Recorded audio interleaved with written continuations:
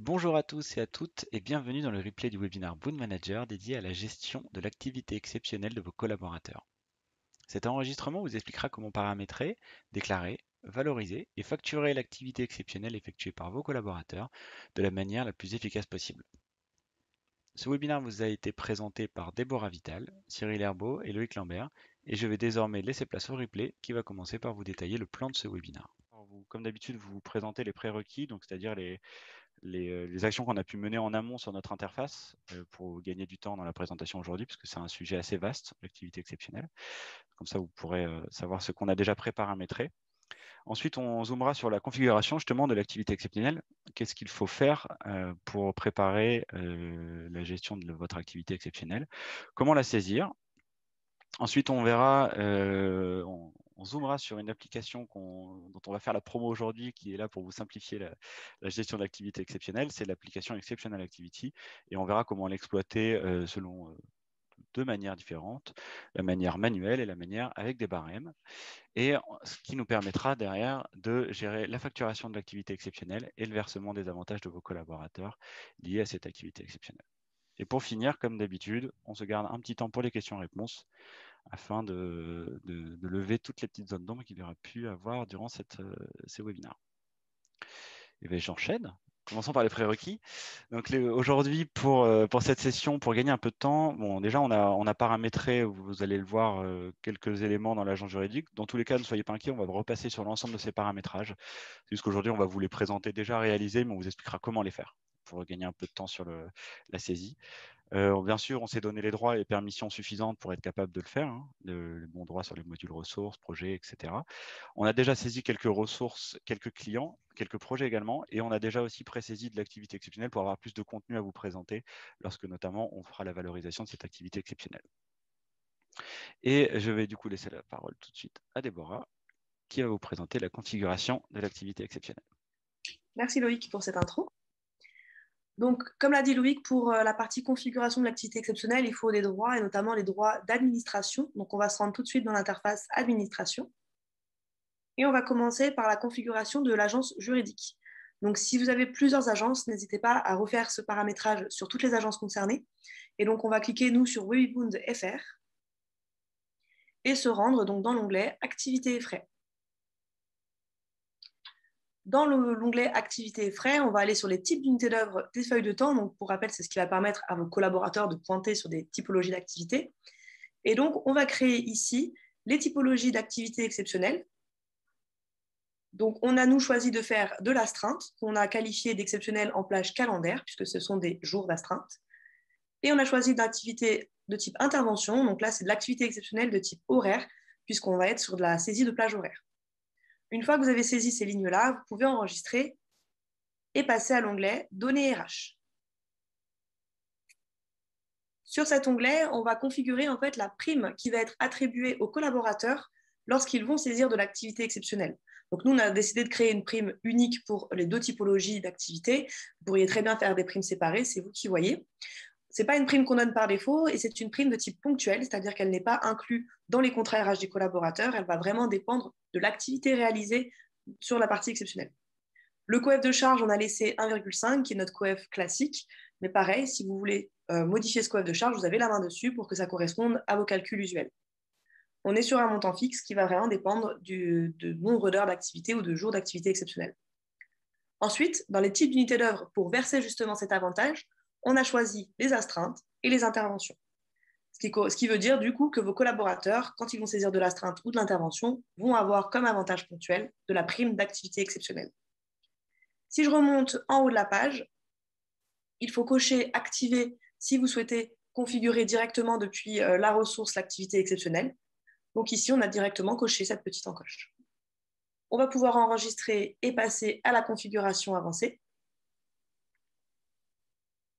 Et du coup, ici, sur la droite, dans les paramètres des prestations, on va vouloir activer la configuration de l'activité exceptionnelle, donc directement sur les prestations, ce qui va nous permettre directement dans nos prestations de choisir les barèmes qu'on veut associer à l'activité exceptionnelle. Donc simplement ici, vous cochez la case et vous enregistrez.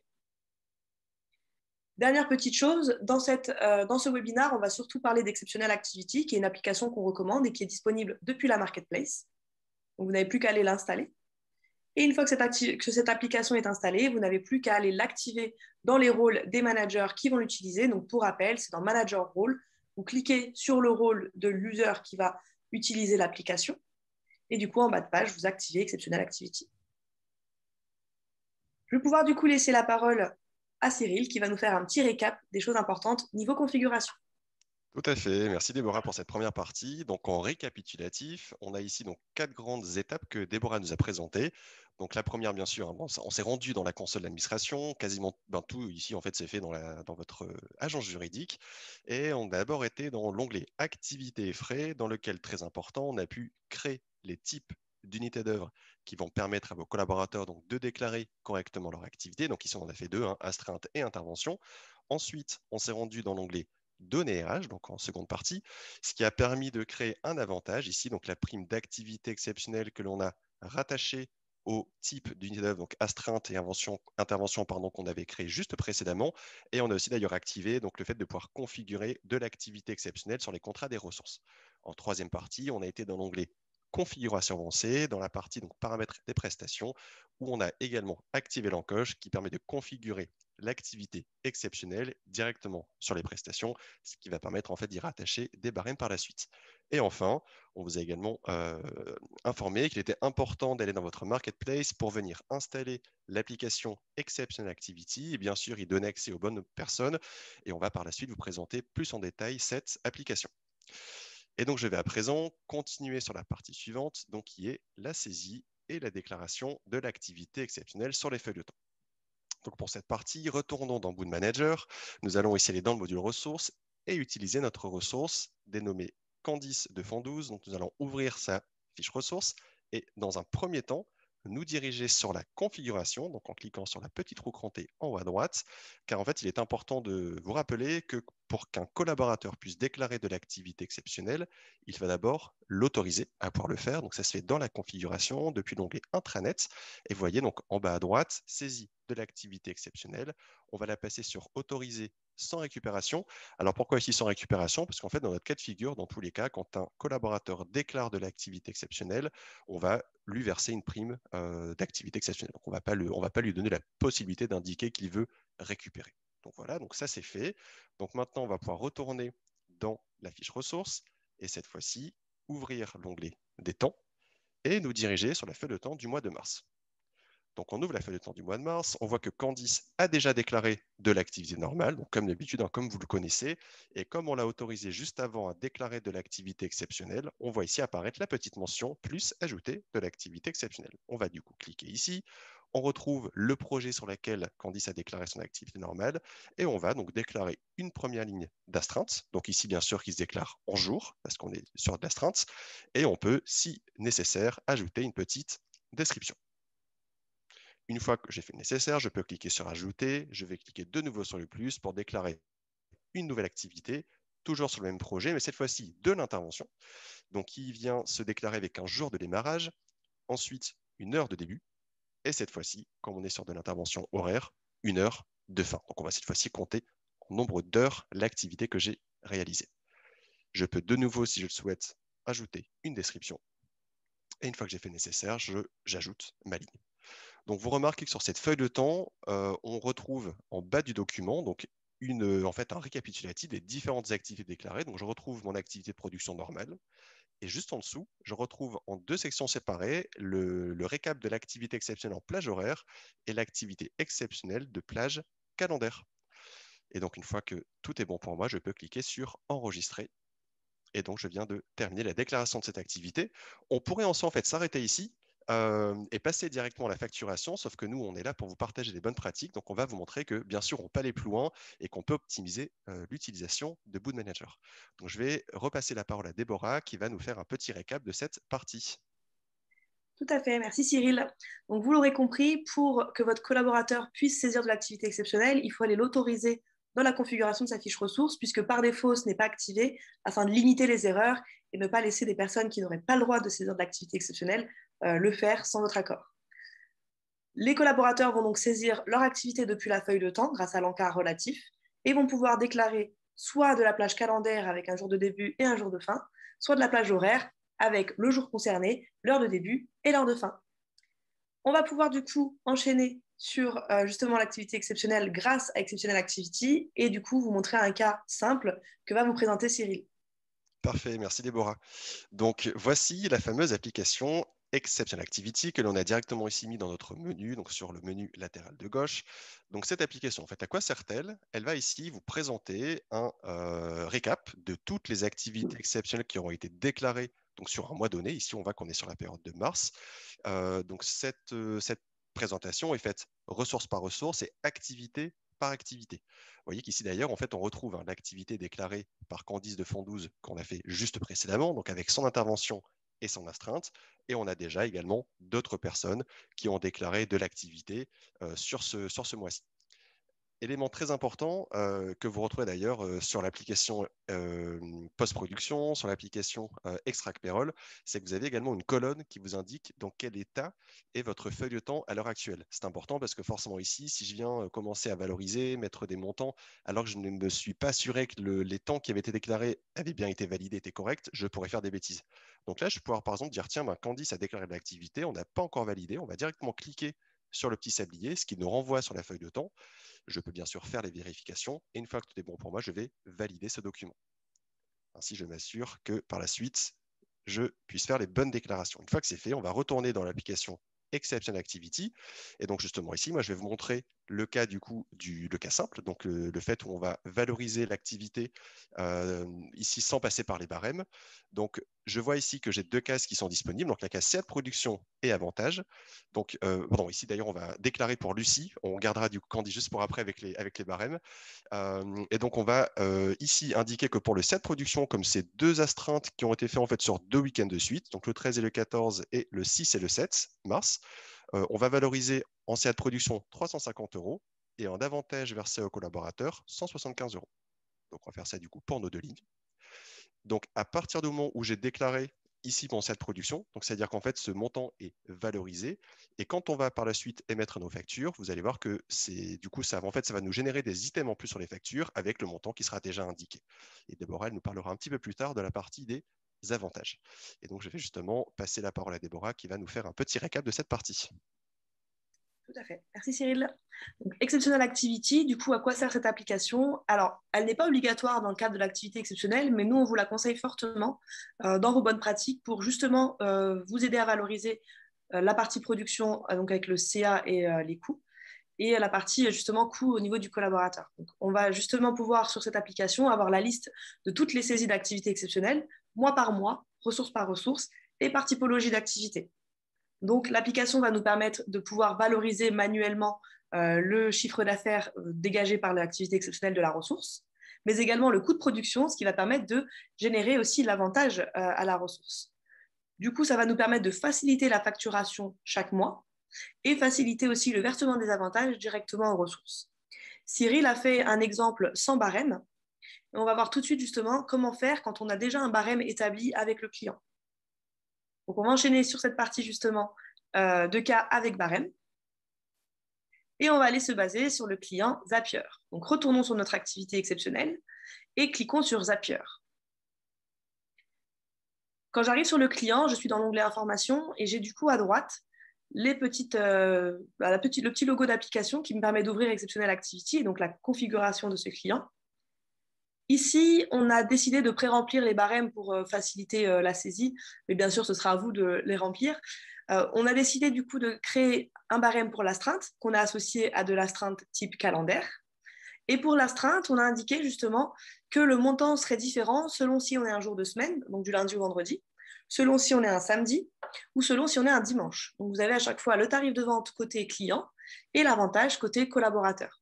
Si jamais vous n'utilisez plus une règle de versement, vous pouvez le rendre invisible. Donc nous, on vous conseillera toujours d'utiliser cet état un peu d'archivage plutôt que de supprimer, puisque ça vous permettra toujours de garder l'historique. Mais au moins, ça ne sera plus utilisé si jamais ça devient obsolète. Pour la partie intervention, c'est un petit peu plus différent. On a du coup ici une plage horaire, et donc on va être en pourcentage du taux de vente horaire au niveau du collaborateur, au niveau du client, et un pourcentage du salaire horaire au niveau de l'avantage reversé au collaborateur. Donc ici, par exemple, on a décidé que du lundi au vendredi, entre 18h et 20h, s'il y a une intervention, elle serait facturée 125% du taux de vente horaire du collaborateur et on reversera un avantage de 125% du salaire horaire de la ressource. On a fait la même chose pour les différents horaires, entre 20h et 6h, en fonction du week-end, etc. Vous pouvez ajouter autant de règles qu'il y en a avec vos clients. Donc là, encore une fois, nous, on a mis un exemple, mais vous pouvez tout à fait avoir des règles complètement différentes en fonction de vos clients. Si vous voulez voir à quoi ressemble une feuille vierge, du coup sans barème, on va pouvoir se rendre dans la configuration de l'activité exceptionnelle pour aller prendre, par exemple, le client Picard. Et donc, voilà à quoi ressemble, du coup, la page. Et donc, ici, vous faites ajouter un barème. Et pour ce barème-là, vous choisissez un nom, un type d'unité d'œuvre et du coup la typologie qui correspond. Et vous pouvez du coup ajouter vos différentes règles pour ces astreintes. Pensez bien à enregistrer. Une fois qu'on a réalisé du coup nos barèmes, ça va être important de justement aller indiquer dans la prestation du collaborateur quelles règles on veut suivre. Donc on va retourner sur Zapier et du coup se rendre sur la prestation de notre ressource. Donc c'est la mission 30, en l'occurrence ici de Candice. Donc on va directement se servir du raccourci qu'on a sur Exceptional Activity pour accéder à notre prestation, mais sinon vous pouvez bien sûr choisir de passer par le module projet. Il n'y a pas de problème là-dessus. Ici, donc, on a valorisé notre projet de manière classique avec un tarif projet, une charge et du coup des dates. On a du coup un TJM et un CJM et grâce à ça, on va pouvoir indiquer un temps de travail horaire. Donc là, on a choisi d'être à 35 heures, ce qui va nous permettre de définir un tarif de vente horaire du collaborateur. Vous pouvez aussi forcer ce tarif de vente horaire en décochant le petit cadenas et du coup indiquer ce que vous souhaitez comme base de calcul pour les interventions horaires. Du coup, ici, on va pouvoir ajouter les barèmes donc, dans ce nouvel encart qui est apparu grâce au fait que dans le paramétrage, on ait bien coché la configuration dans la prestation. Vous vous rappelez tout à l'heure en agence juridique. Ici, on va aller ajouter notre barème des astreintes, non pas de l'agence, mais vraiment propre au client, donc propre à l'astreinte Zapier. Et on va pouvoir ajouter l'intervention propre à Zapier également. Sur la droite, on retrouve un petit bouton, si on passe la souris dessus, qui va nous permettre de voir justement quels sont les barèmes qu'on a créés avec ce client. Donc, c'est un petit rappel. Et si jamais, pour cette prestation-là, précisément, le tarif est différent, vous pouvez aussi personnaliser le tarif par prestation. Ça ne va pas impacter votre barème global. Vous voyez ici, du coup, on a modifié notre barème pour cette presta-là. On va pouvoir enregistrer. Donc, on a configuré notre barème côté client, on a inséré le barème sur la prestation. On va pouvoir aller valoriser grâce au temps pointé par le collaborateur directement depuis Exceptional Activity. Donc tout à l'heure, Cyril est passé par le calcul manuel. Nous, on va justement utiliser la petite calculatrice, vous voyez, dans la colonne calcul, qui va nous permettre justement d'aller indiquer les règles à suivre. Ici, on est du coup sur la partie intervention. Et donc, on va pouvoir indiquer qu'effectivement, Candice a fait 8 heures sur le barème souhaité, donc sur la règle souhaitée. Et donc, on va mettre 8 quantités pour 8 heures. Et sur la partie astreinte, là, pareil, on va cliquer sur la calculette et aller choisir les règles. Donc ici, on est sur 3 règles différentes puisqu'il y a 5 quantités de jours de semaine, une quantité de samedi et une quantité de dimanche. Donc là, bien sûr, nous, on a 3 lignes différentes. Si jamais vous aviez un forfait commun, peu importe le jour de semaine, du coup, vous n'auriez qu'une seule ligne. Nous, dans notre cas, on a un tarif qui diffère selon si on est lundi, samedi ou dimanche. Donc là, en l'occurrence, on a notre barème semaine, 5 jours, notre barème week-end, un jour chacun. On va pouvoir enregistrer et du coup avoir notre calcul qui ressort automatiquement. Je vais du coup laisser Cyril récapituler une nouvelle fois cette partie. Parfait. Merci Déborah. Donc Déborah nous a présenté pas mal de choses sur cette partie ici de la gestion avec les barèmes, donc de l'application Exceptional Activity. Nous, on va la récapituler en 3 grands points. Donc le premier, qui était important bien sûr, c'est que pour utiliser des barèmes, il faut que ces barèmes soient créés et configurés. Donc pour ce faire, on s'est rendu directement dans la CRM, dans le client concerné, et donc là, vous retrouvez votre application Exceptional Activity qui vous permet du coup de créer, de lister les barèmes selon bien sûr les informations qui vont être communiquées par votre client afin de bien répondre du coup à ses demandes et à ses instructions. Une fois que le barème est correctement créé, il est ensuite important, en deuxième partie, de pouvoir indiquer sur quel projet, quelle prestation je souhaite l'appliquer pour pouvoir l'utiliser. Donc là, on retourne dans les projets en question, dans vos prestations, et comme vous aviez effectivement activé la configuration de l'activité exceptionnelle sur les prestations, vous retrouvez cette possibilité donc de sélectionner le barème appliqué, et on a vu aussi qu'on avait la possibilité de pouvoir l'adapter si nécessaire, parce que peut-être que pour cette prestation, c'est le barème de votre client avec une petite subtilité, donc ça c'est toujours possible. Et enfin, une fois que cette deuxième action est faite, vous retrouvez donc la possibilité depuis l'application Exception Activity. Donc, contrairement au cas 1 où on avait valorisé manuellement les montants, cette fois-ci, on a pu cliquer sur la petite calculette, donc la petite icône calculette, pour aller sélectionner le barème et la règle à utiliser afin de vous aider du coup dans la manière de calculer les montants, donc à la fois en CA de production et ce bien sûr aussi au niveau des avantages à verser à vos collaborateurs. Et donc, après le récap de cette partie, je vous propose d'enchaîner sur la suivante, c'est la partie 4, qui est la facturation de cette fameuse activité exceptionnelle. Donc, pour la facturation, pas de surprise, comme vous le faites habituellement, vous allez vous rendre dans votre application post-production. Donc, post-production, comme vous le savez, qui va vous lister sur un mois donné, donc l'activité qui aura été déclarée par vos collabs sur les projets, bien sûr, qui sont en cours. Et nous ici, donc on va. Alors bien sûr aussi, juste pour rappel, rappelez-vous que dans post-production, pour pouvoir du coup facturer, c'est comme d'habitude, il faut qu'il y ait de l'activité déclarée, il faut qu'on ait une commande, il faut que cette commande du coup soit liée à vos prestations. Donc voilà, ça c'est comme d'habitude, il faut que pour l'instant votre CA facturé soit à 0. Une fois que toutes ces vérifications de base ont été faites, je vais ici donc déplier tout le détail pour vous montrer un petit peu du coup le rendu qu'on va retrouver. Par exemple, on voit que si on prend notre premier projet, on a ici donc Jeanne qui a déclaré de l'activité normale, donc avec le tarif et la quantité. Et juste en dessous, je retrouve l'astreinte déclarée d'un jour avec un montant. On voit que c'est la même chose pour les autres collaborateurs, pour Candice, pour Lucie. Et ici, vous voyez bien que dans l'application post-production, les montants sont bien valorisés. C'est-à-dire que j'ai déjà en fait le fait que cette astreinte, cette intervention valent autant. Et ça, c'est grâce au fait qu'on ait bien utilisé l'application Exception Activity et que l'on ait fait le travail de déclarer le CA de production afin que ça remonte sur l'application post-production et qu'on puisse générer facilement les factures et ne plus avoir de manipulation à faire par la suite. Donc ici, une fois qu'on a bien compris le fonctionnement et qu'on a fait les vérifications habituelles, on va pouvoir générer les factures comme d'habitude. Soit je le fais de manière individuelle en cliquant sur chaque icône de facture en bout de ligne, ou je le fais de manière plus massive en cliquant sur l'icône orange en haut à droite. Donc c'est ce qu'on va faire ici. On va cliquer sur l'icône pour facturer en masse. On retrouve le lien afin d'accéder à nos factures. Et donc ici, on a nos 3 proformas et on va vous montrer, donc, en ouvrant l'une de nos factures ici, le rendu. Donc, je retrouve à la fois mes différents items, donc à la fois l'item comme d'habitude de prestation de service par rapport à l'activité normale. Et si je viens du coup ici déplier le détail de l'activité saisie sur la feuille de temps, je vois bien en parallèle les différents items qui se sont rajoutés, donc de prestations exceptionnelles par rapport à mes astreintes, à mes interventions, avec, comme on l'a vu juste avant, donc dans la vue récap de post-production, les montants qui ont déjà été ici valorisés. Et donc, je vais pouvoir repasser la parole à Déborah qui va nous récapituler cette partie. Déborah, il faut juste que tu allumes ton micro.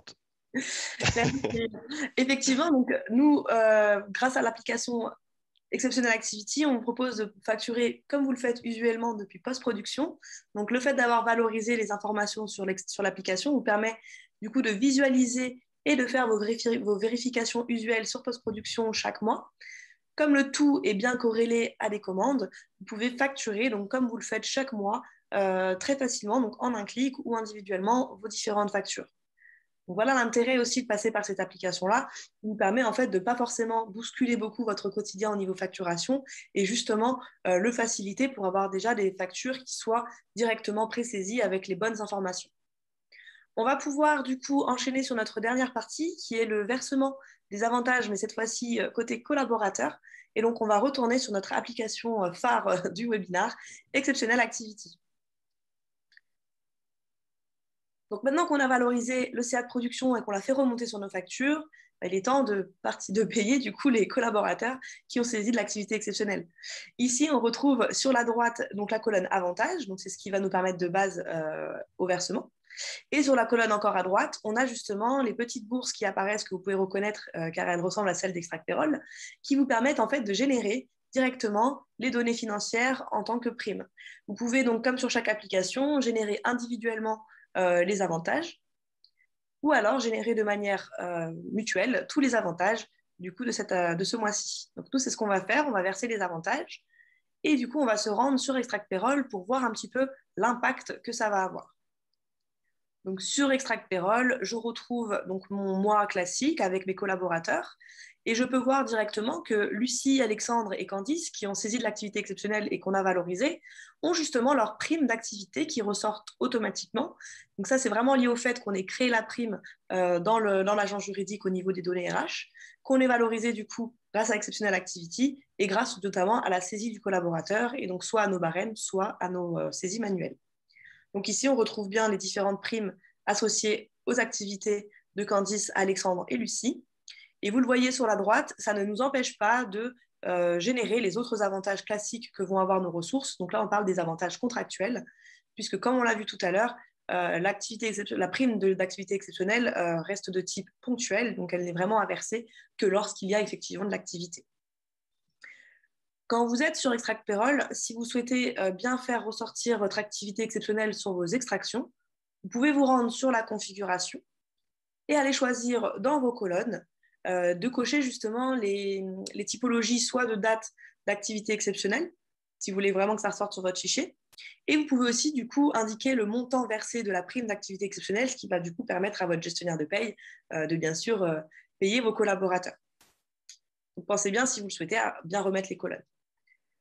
Petit élément aussi qui est important, c'est que vous pouvez du coup, depuis l'application Compta et Paye, si jamais vous faites vos extractions, donc qui s'interpassent avec Silae ou l'application Sage Compta Paye, du coup faire une extraction qui intègre l'activité exceptionnelle. On va pouvoir du coup faire notre dernier récap sur la partie versement des avantages. Donc c'est Cyril qui va vous le faire et puis Loïc pourra répondre du coup à vos différentes questions. Donc n'hésitez pas à reposer du coup vos questions dans l'encart questions-réponses. Tout à fait, merci Déborah. Donc cette partie ici, 3 grands points que Déborah nous a présentés sur le versement des avantages. Donc bien sûr, ces avantages, il faut les verser. Donc où se fait ce versement? Donc depuis l'application Exception Activity, on a bien vu qu'on avait la colonne avantages qu'on a valorisé, mais pour autant, il ne faut pas oublier de les verser. Donc soit en le faisant de manière individuelle ou en masse, en cliquant dans tous les cas sur l'icône en forme de bourse, donc soit au bout de chaque ligne d'activité, soit celle qui se situe en haut à droite de votre écran.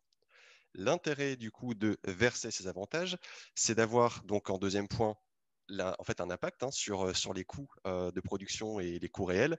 Cela vous permet de pouvoir aussi analyser toujours vos reportings de manière plus fine et de ne pas oublier de prendre en compte certains coûts ici.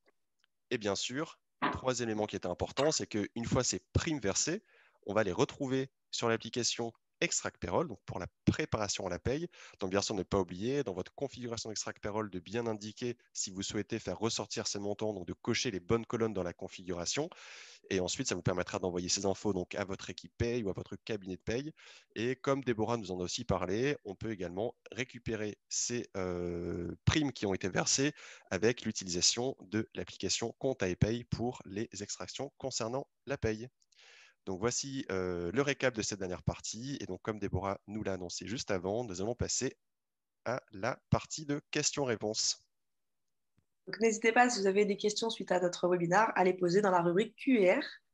On va pouvoir commencer donc, avec la question de Nadir qui nous dit, suite à la déclaration d'activité exceptionnelle sur le CRA, celle-ci n'est pas reprise automatiquement lors de la création de la facture. Je pense qu'on a répondu justement à cette question grâce à la partie facturation du coup, que Cyril nous a présentée. Nadir, si vous avez toujours la question, n'hésitez pas à nous demander plus de détails, mais en tout cas, vous l'avez compris, quand on valorise le CA dans l'application Exceptional Activity, ça permet de faire remonter automatiquement dans post-production et du coup dans la facture derrière. En effet, si vous ne passez pas par cette application-là, la saisie de l'activité exceptionnelle ne remonte pas automatiquement de la facturation et donc le montant sur la facture est égal à une quantité fois 0. Et donc là, c'est à vous de valoriser manuellement. Donc ça, c'est vraiment un cas où on a très peu d'activités exceptionnelles, où on ne prend pas la peine de forcément passer par Exceptional Activity ou des barèmes.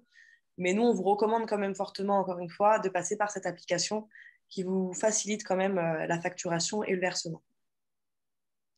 L'impact surtout de ne pas le faire, comme disait Cyril juste avant, et ça j'insiste parce que c'est une chose qu'on a pu voir fréquemment, mais ça marche de le faire directement dans la facture, mais vous y perdrez surtout sur la valorisation en production, que ce soit en coût et aussi en chiffre d'affaires, donc ça fausserait vos reporting. Donc voilà pourquoi on vous conseille grandement cette application. Alors, on a plusieurs questions. Alors, une question qui est tout de suite un peu plus technique, parce qu'on va avoir montré des choses, mais est-ce qu'on ne peut pas nommer l'activité exceptionnelle sur la facture en astreinte ou intervention? Très bonne question. Alors si vous pouvez le faire, de manière générale, vous avez la main sur les items de facture qui sont générés lorsque vous faites des factures. Je pense par exemple, là si je prends une facture comme celle-ci, vous voyez ici le nommage de cet item, prestation de service mars 2021 ou prestation exceptionnelle mars 2021, sont générés via un masque qui est paramétrable dans votre agence, dans votre interface administrateur. Et donc ces éléments-là, si vous souhaitez les personnaliser, vous pouvez aller directement dans l'interface administrateur, ici, dans les paramètres globaux, hop, dans la partie facturation, et c'est ici. Donc ici, vous avez une rubrique libellé des items de facture pour la facturation mensuelle, donc celle qu'on exploite. Et vous voyez que pour chaque typologie, chaque grand type de projet et de production ou d'activité exceptionnelle, on vous permet de définir le masque. Donc là, on retrouve ce qu'on a vu tout à l'heure. Pour la production classique, il y avait écrit prestation de service le mois, l'année, avec deux variables qui sont parmi la liste des variables détaillées juste en dessous. La partie exceptionnelle, on a décidé de mettre prestation exceptionnelle le mois, l'année. Dans votre cas, si vous souhaitez mettre astreinte ou intervention, il vous suffirait de remplacer par exemple la partie prestation exceptionnelle par la variable qui va vous donner le type d'activité saisie par la ressource. Par exemple, on pourrait simplement changer ici prestation exceptionnelle par activity type et faire la même chose sur les deux. Là. Voilà, après, je pourrais faire. Donc là, je pourrais le différencier pour les projets en régie ou pour les projets au forfait. C'est pour ça que là, je l'ai répété. À chaque fois, là, ce que vous voyez dans les trois petits points, c'est exceptionnel calendaire, exceptionnel horaire. Et donc là, si j'enregistre, alors bien sûr, quand on fait cette modification-là, ce n'est pas rétroactif. On ne peut pas aller se permettre d'aller changer vos factures déjà générées. Par contre, ça sera pris en compte dans les prochaines.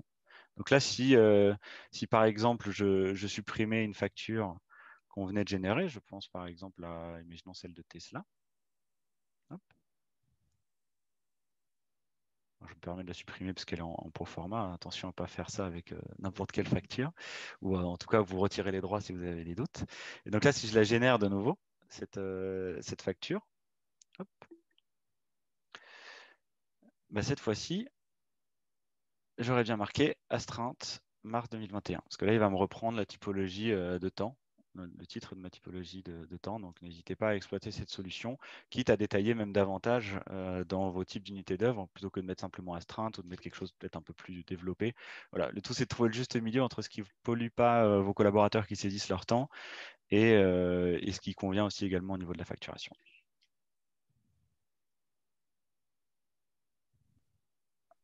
Top. Merci Loïc pour cette réponse. Vous en prie, je regarde les autres questions en même temps.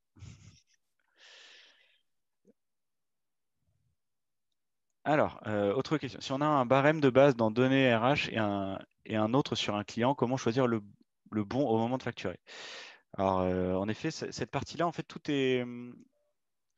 Déjà, il y a plusieurs choses. C'est que si jamais vous exploitez un barème client, pour qu'il vous soit proposé dans la liste des barèmes ici, donc là, dès que je vais me mettre sur un mois ou.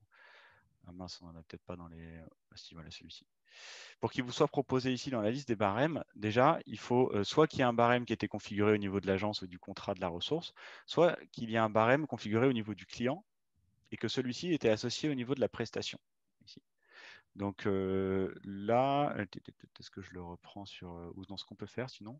Peut-être reprend sur Zapier, enfin, le même projet qu'on a fait. Ouais. Non, Bien sinon, ce que les je peux faire, c'est que je vais dévalider sa feuille de temps. Je vais lui rajouter une activité exceptionnelle. Comme ça va me rajouter une ligne dedans. C'est pour le test qu'on fait ça, ne pas reproduire chez soi.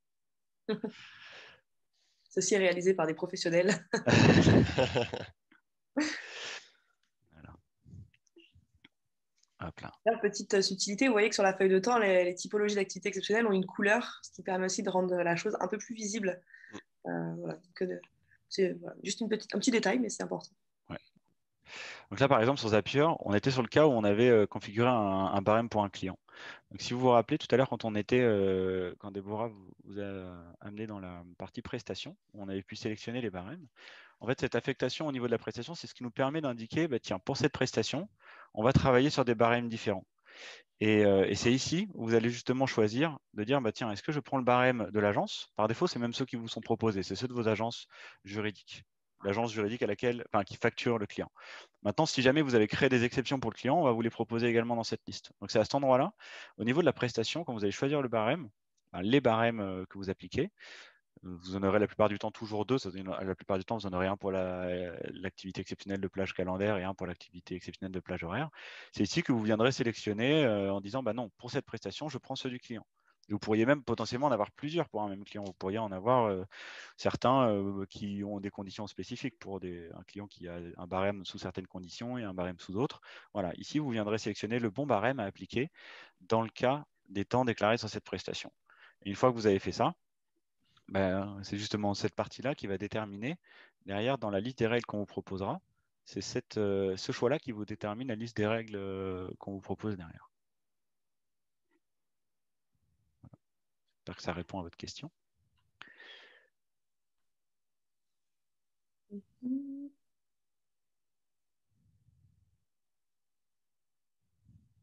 Alors, oui, je prends des questions comme ça, comme je les vois.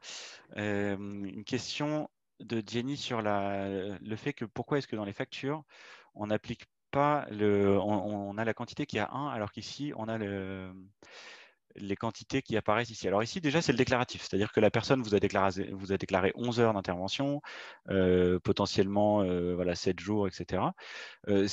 Comme vous voyez, il y a quand même une distinction entre le déclaratif et ce qu'on facture réellement. Bon, là, on s'en rend moins compte parce qu'en réalité, quand on a valorisé l'activité exceptionnelle aujourd'hui, dans les cas qu'on vous a présentés, on avait toujours des cas un peu ronds.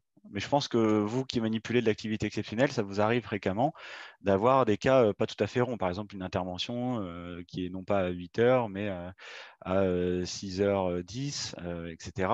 Et donc, en fait, souvent, lorsque vous valorisez cette activité exceptionnelle, ce qui se passe, c'est que la plupart du temps, vous appliquez vous-même vos propres disons, arrondis. Par exemple, au lieu de mettre 6, vous allez mettre 7 parce que vous arrondissez au supérieur, ce genre de choses-là. Et du coup, les quantités que l'on va mettre ne seront pas forcément les mêmes que celles qui sont déclarées. Et aujourd'hui, après, ça peut être remonté dans des choses qu'on pourrait faire évoluer. Le choix a été fait de toujours mettre 1 parce que d'expérience, ce qu'on voyait en tout cas quand on a construit cette fonctionnalité, l'objectif était plutôt d'avoir le montant total et une quantité pour ne pas forcément faire apparaître le détail de ce calcul dans la facture, mais éventuellement, vous derrière, de joindre la feuille de temps et le crassiné contenant le détail de l'activité saisie pour justifier ces éléments. C'est souvent comme ça que ça a été prévu. Mais voilà, c'est la raison pour laquelle, en tout cas, on le gère de cette manière-là. Vous voyez, il y a une dissociation, en tout cas, entre la quantité d'heures et de jours saisis et la valorisation qu'on en fait. C'est-à-dire qu'en plus, même pour être encore plus précis, désolé, je rajoute des éléments, mais par exemple, vous voyez sur le cas de l'astreinte de Candice, on avait plusieurs jours d'astreinte. On avait une semaine complète, si je ne dis pas de bêtises, où on avait 5 fois le barème de l'astreinte semaine, plus une fois le barème de l'astreinte samedi, plus une fois le barème de l'astreinte dimanche. Et aujourd'hui, tout ça est résumé dans une somme à 820 € qu'on vous met sur une ligne. C'est aussi un choix qui a été fait de bien créer une seule ligne par ressource, par type d'activité exceptionnelle déclarée. Voilà, alors, ce n'est pas le détail de tout le calcul que vous faites en amont. Et en plus, encore une fois, dans l'exceptionnelle activité, potentiellement, vous voyez, on peut le gérer avec des barèmes, mais vous pouvez aussi le gérer manuellement. Donc, dans ces cas-là, on serait incapable de connaître la quantité. Donc, pour simplifier tout ça, pour unifier, on met 1 en quantité et le total en tarif. Et si vous voulez le détail, bah, vous avez qu'à leur envoyer le détail de la feuille de temps.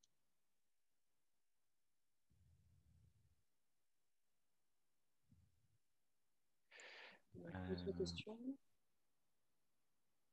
Alors, on a 2 questions qui se rejoignent sur la possibilité ou non d'émettre des factures juste pour l'activité exceptionnelle ou pour la séparer de l'activité normale. Alors aujourd'hui, malheureusement, on n'a pas la possibilité de le séparer directement comme on le fait par exemple avec les frais. Avec les frais, vous avez une fonctionnalité qui vous permet de dire au niveau du bon de commande, je souhaite dissocier la facturation des temps et des frais, ce qui vous fera dans ce cas 2 factures séparées. Aujourd'hui, pour l'activité exceptionnelle, on n'a pas encore cette fonctionnalité. Par conséquent, si jamais vous souhaitez la dissocier, vous avez 2 options.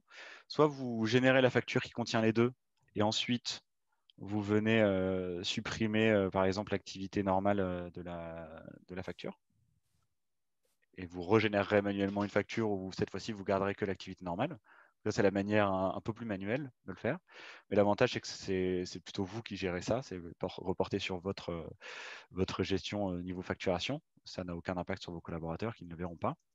Et l'autre manière qui, pour le coup, a peut-être un peu plus d'impact et nécessite de ne pas s'en mêler les pinceaux au niveau de la saisie des temps de vos collaborateurs, ça serait de dissocier dans votre projet 2 prestations, une prestation pour l'activité normale et une prestation pour l'activité exceptionnelle. Et dans ce cas, vous rattachez bien un bon de commande différent à chacune des 2 prestations.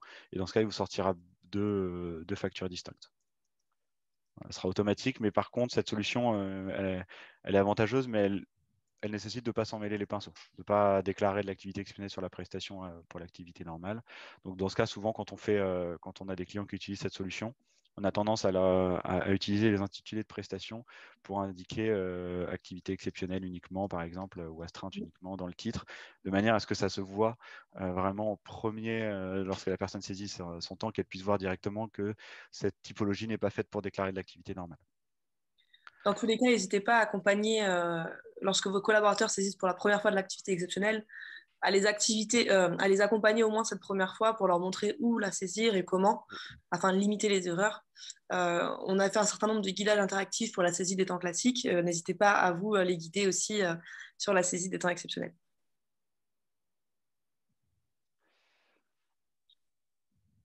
Voilà. Peut-être une dernière question, mais je vois que Déborah est en train d'y répondre à la main. Il y a une question qui est liée sur les temps de pause. Je pense que c'est pas forcément en effet aujourd'hui, par exemple, si vous utilisez l'activité exceptionnelle pour déclarer des heures supplémentaires que vous valorisez auprès de vos collaborateurs et potentiellement que vous refacturez à vos clients. Aujourd'hui, on ne vous permet pas de dire j'ai fait 8 heures le samedi avec une heure de pause entre deux. Vous serez obligé de le découper en 2 lignes. Et ça, c'est vrai qu'aujourd'hui, on n'a pas cette notion de temps de pause du tout. Voilà. Simplement, j'ai pas envie à Pour le dire. moment. Pour l'instant, en tout cas, on l'a pas encore. Après, c'est vrai que si on se mettait à le gérer, il faudra voir comment bien l'impacter au niveau des barèmes, savoir quelles règles choisir. Ça va peut-être complexifier un peu, mais voilà, c'est une idée d'amélioration qui n'est pas encore gérée à l'heure actuelle. Et pour répondre du coup à la question qui nous demande, donc, est-ce que le nombre d'unités remplies dans la règle d'exceptional activity doit-il forcément couvrir la totalité des heures saisies, ou ça marche aussi pour les jours? La réponse est non, vous n'êtes pas obligé de, par exemple, si le collaborateur a fait 8 heures, vous n'êtes pas obligé de saisir 8 heures, enfin 8 dans l'unité, ça dépend en fait de comment vous configurez votre barème. Si par exemple, vous avez décidé avec votre client que vous avez un forfait, c'est-à-dire que pour 7 jours de semaine, vous avez un forfait de 700 € pour la semaine. Dans ce cas-là, votre collaborateur va par exemple donc inscrire ces 7 jours d'astreinte, mais vous allez mettre une seule quantité de votre forfait. Donc ça dépend encore une fois comment vous avez configuré votre barème. Ce sera pareil pour l'intervention horaire. Si vous avez convenu que pour 8 heures d'intervention ou 2 heures d'intervention, c'est tel forfait, dans ce cas-là, vous pourrez mettre la quantité que vous voulez. Donc c'est à vous de gérer vos barèmes comme vous l'entendez et du coup qui correspondent vraiment à votre usage. C'est ça.